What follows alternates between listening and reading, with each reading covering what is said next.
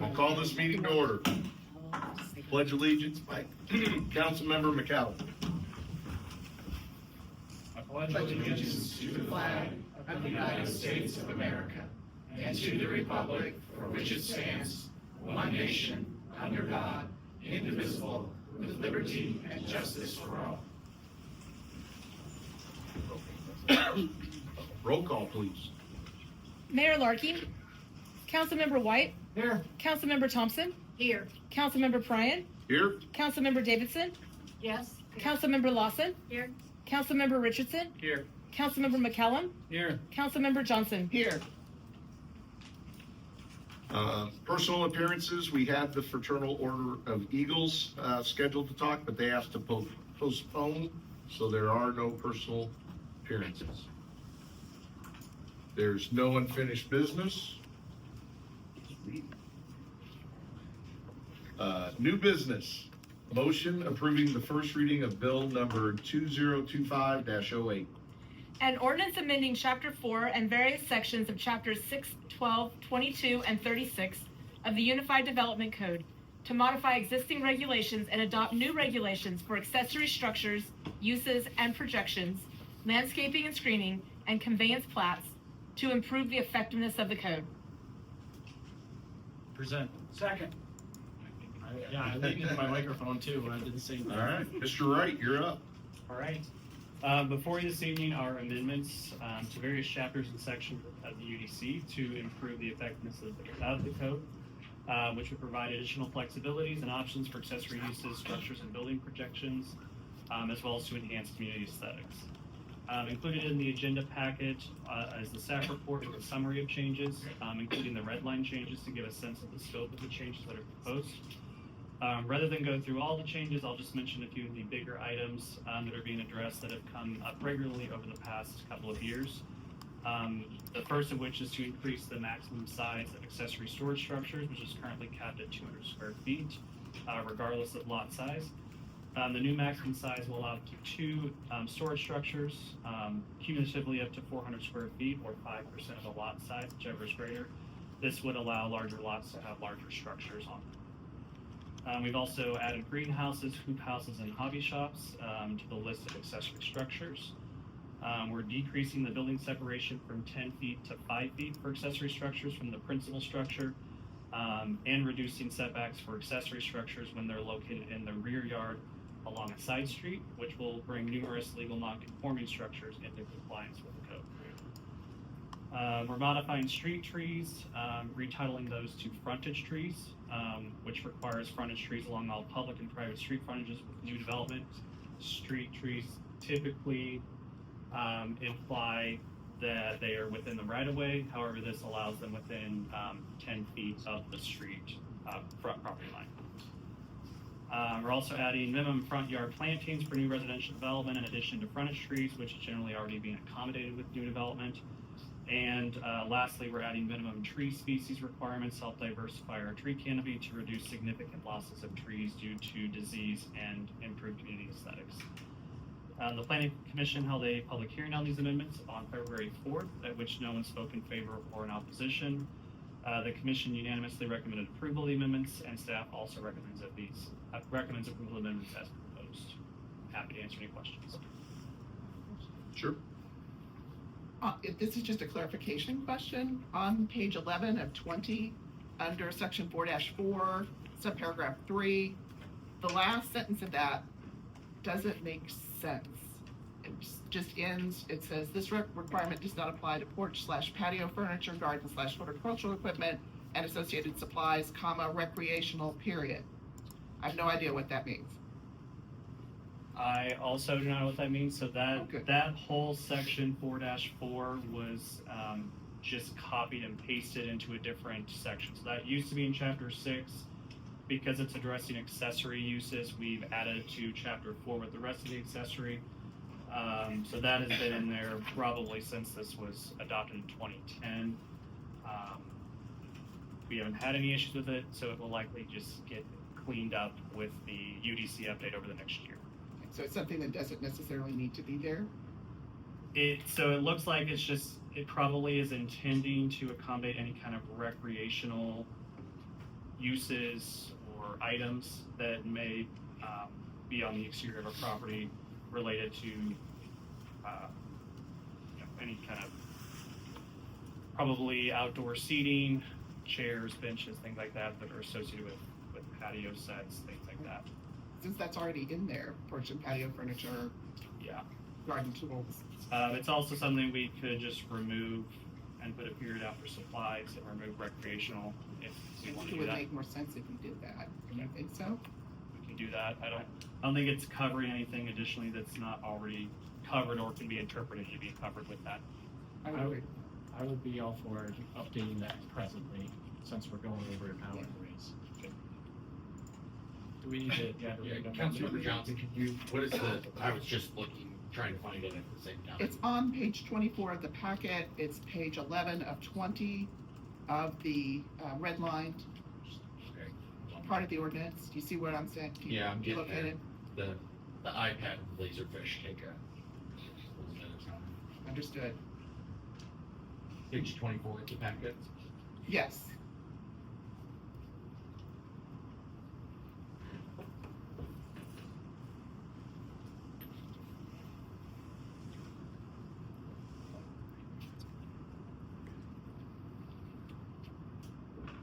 Okay, I'm there, and then, so if the council would like, it would be a motion.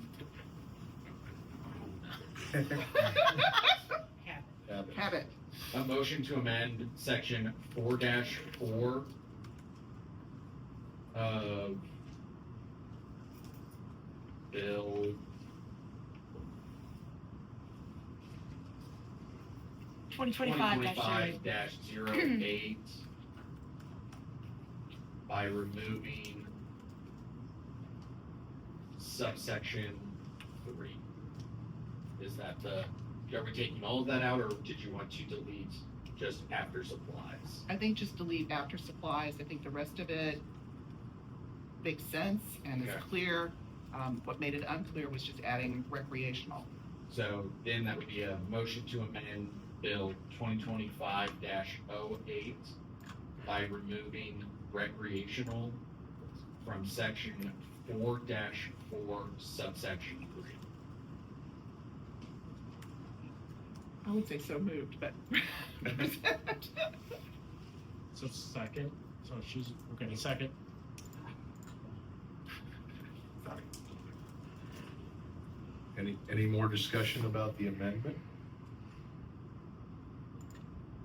Hearing none, all in favor? Aye.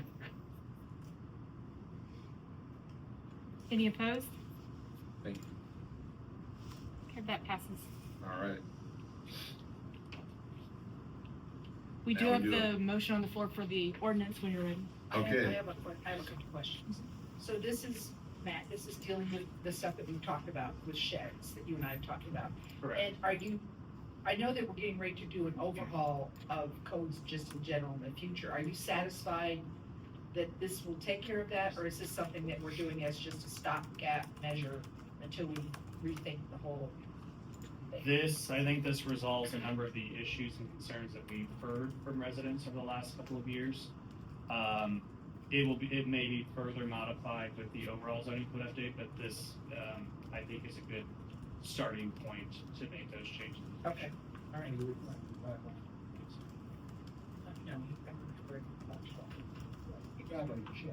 No, this is just. Any other questions? With the size increase, does that remove the necessary, that they have to have a driveway? It does not require a driveway if it's a storage building, but if it is used as a garage, it does still require a paved driveway back to it. And storage does not. Storage does not, correct?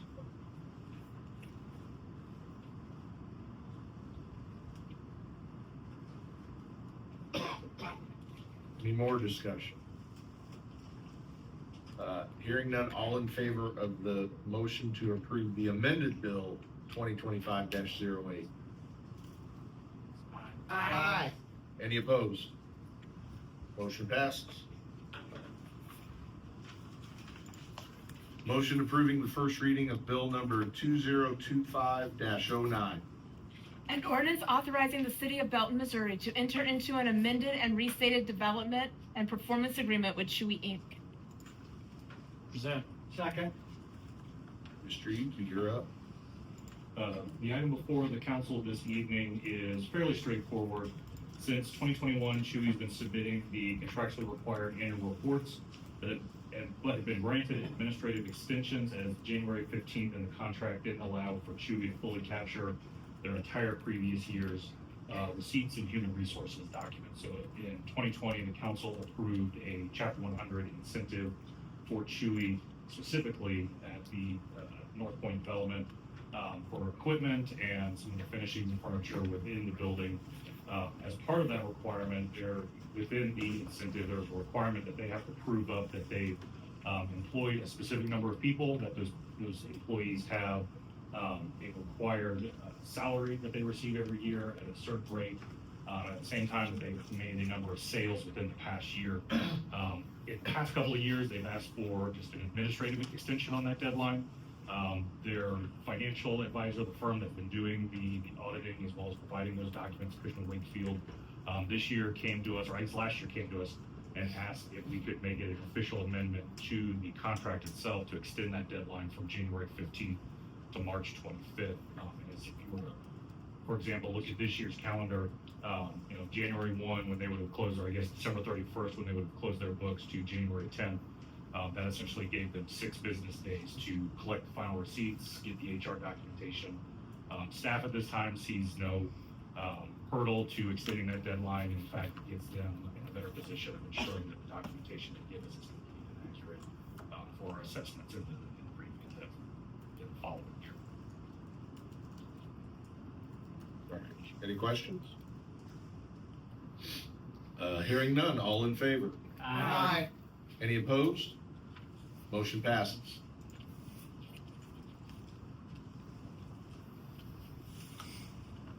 No. All right. Motion approving the first reading of bill number 2025-10. An ordinance authorizing acceptance of an allocation of funds and execution of a grant agreement with the Missouri Department of Transportation Division of Highway Safety. Present. Second. You're up, Chief Lyons. Thank you. The police department is seeking an ordinance to accept this grant that has been given to us by the Missouri Department of Transportation.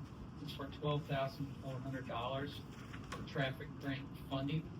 It will pay for 100% of the accrued overtime for not only police officers, but also dispatchers during those select enforcement operations. We annually come before the city council to seek this approval. The Missouri Department of Transportation doesn't give us a lot of time to turn this around, so we're asking for a second reading tonight. The grant itself in 2024 is for HMV, hazardous moving violation, as part of it, and also saturation patrols for DUI. And so over the course of the last year, 2024, we did 279 stops. Most significant of this is 108 citations for speeding and 34 warnings. Hazardous moving, we had 5 citations, 10 warnings. We had a number of seatbelt violations, 1 child restraint violation. We actually had 8 citations for suspended and revoked, and we had no insurance. We ended up coming across 17 individuals that were cited. And other non-hazardous moving violations, we had 50 citations and 67 warnings. And then finally, during these car stops, we arrested 6 individuals on warrant arrest and 2 for felony arrests. This actually helps us allocate funding so we can have our patrol officers concentrate on calls for service. And then we have this grant that actually helps us with selective enforcement around town. And so a lot of times when citizens or we receive complaints about traffic violations in specific areas, we're able to tap into selective enforcement for those areas by using these grant funds. So it's very beneficial to us and citizens. Once again, we're requesting a second reading just because of the fast turnaround. Anyone have any questions for him? Go ahead. I have a comment, which I've said before, and I'll say it again. Whoever in your department worked on this, please thank them. This is anytime we don't have to use our direct taxpayer dollars on something, and you get a fund like this, it's great. So please keep that great work up. Any more discussion? Hearing none, all in favor? Aye.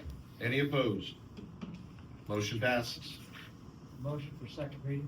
Is that? Second. Second. Okay. I have a motion for a second to hear a final reading. Any discussion about that? Hearing none, all in favor?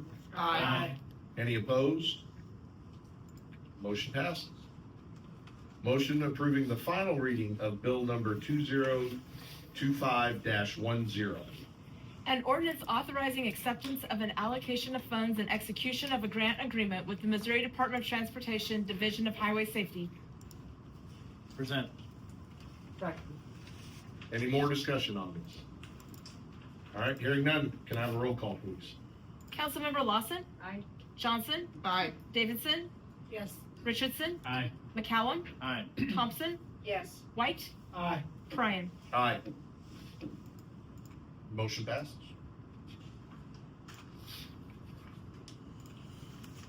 Motion approving the first reading of bill number 2025-11. An ordinance authorizing and approving a clinical agreement between the City of Kansas City on behalf of the Kansas City Fire Department EMS Education Program and City of Belton through its fire department to provide protocols and requirements directing the emergency medical technician and paramedic student clinical education experience. Present. Second. Chief Sapp, you're up. Thank you, Council. First up, just want to point out a Scrivener's error that was in the original document that omitted the word University of Missouri Kansas City Paramedic Program. So thank you for whoever pointed that out. I missed that. That's already been corrected in the actual document.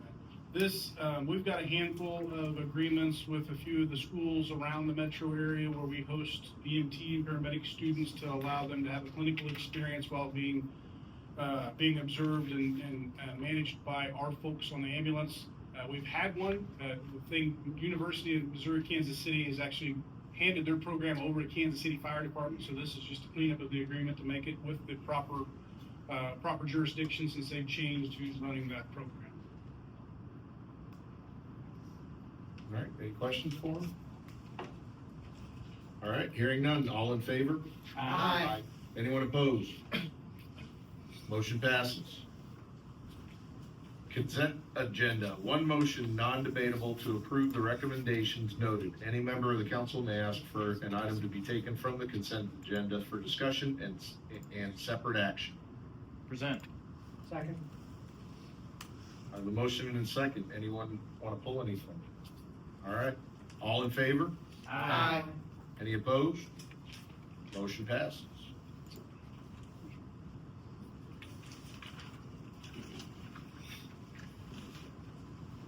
Communications from City Council.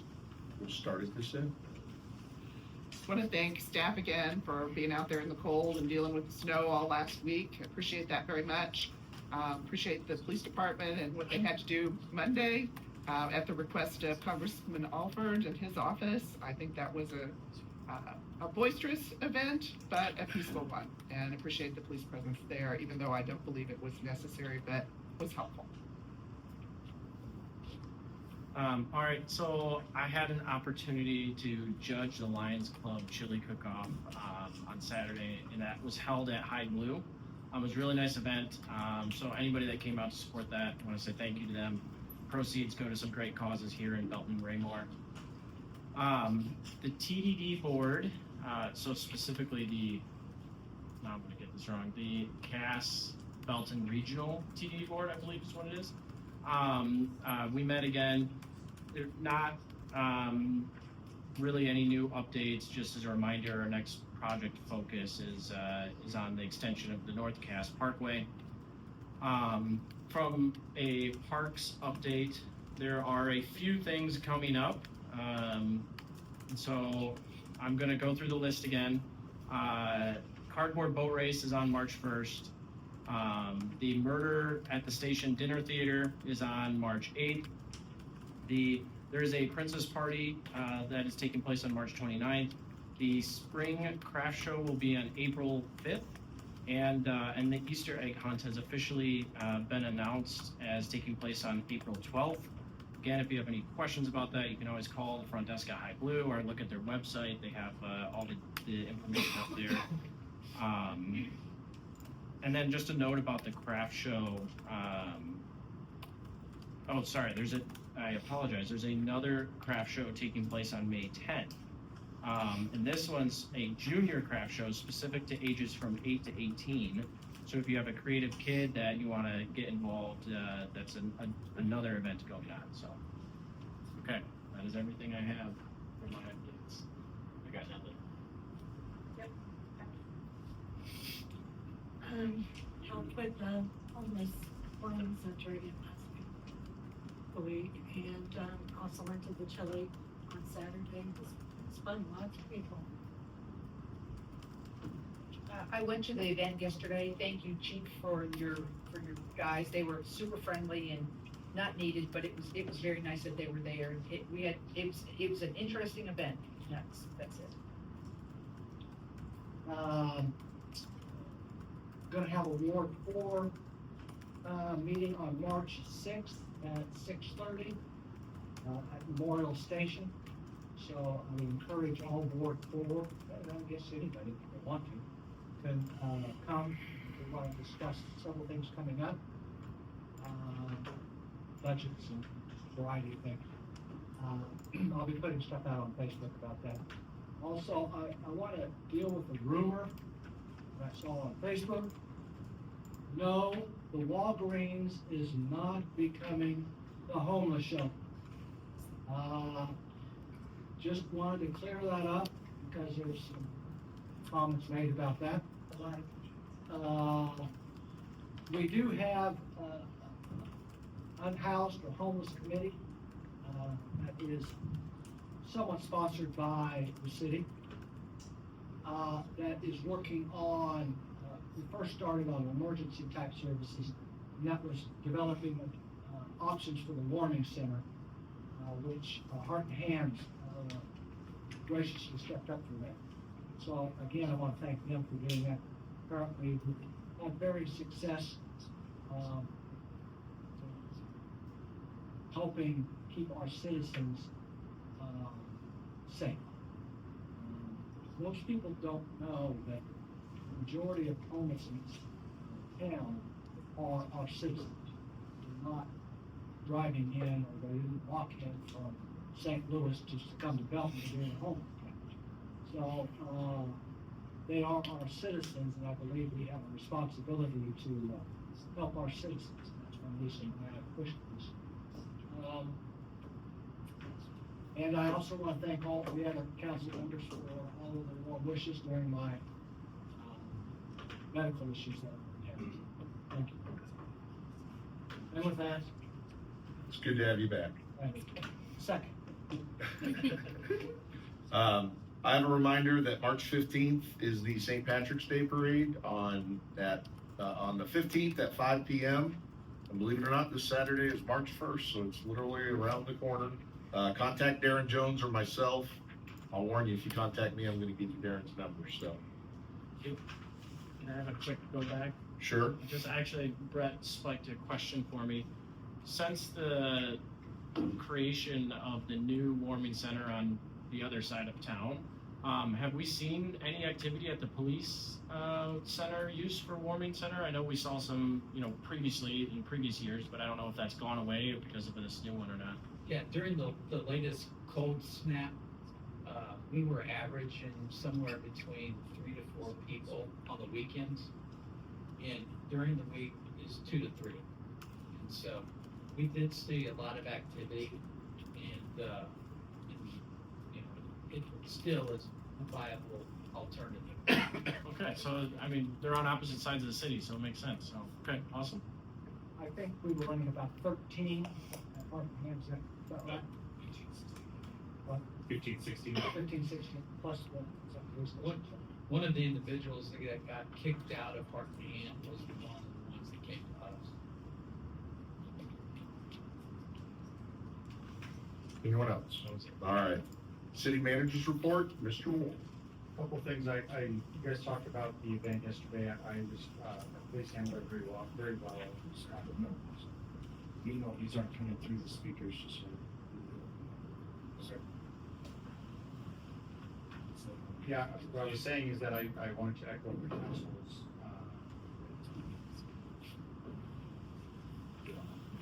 red. I want to echo the council's, kudos to the police department for their way they handled the event yesterday for Albert Coffee. There were a couple of instances where people were starting to get a little heated and they did tactfully, respectfully ask for civil discourse and we did help, I think, the general tenor. I also want to thank Chris Beal, our fire marshal, and for, we have 150 to 200 people trying to get to a place that has a fire code 4 times, trying to handle that whole situation. He did it with a very good attitude. He handled that very, very well. And I think that the way he handled that kind of set the tone for the folks and kept them from getting a little too impatient with the situation. Because he was super respectful and trying to get everybody and trying to find a way to work it out. And helping people when they needed to sit there and walk away or whatever. He did a very good job. So I want the public to thank him for that. Other than that, we have a couple of our budget meetings or budget hearings are going to be coming out. We're going to have 2 budget hearings this year instead of one at each of the readings. So we're going to give people more opportunity to comment if they choose to have that if they want to take advantage of that opportunity to comment.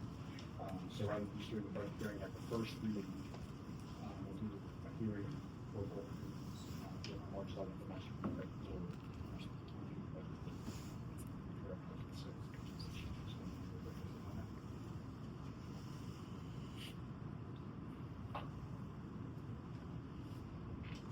So a budget hearing, that's when the public can come in, they'll have a chance to talk and get their We're required legally to do a budget hearing as part of the process, and so it is an opportunity for the public to give their feedback.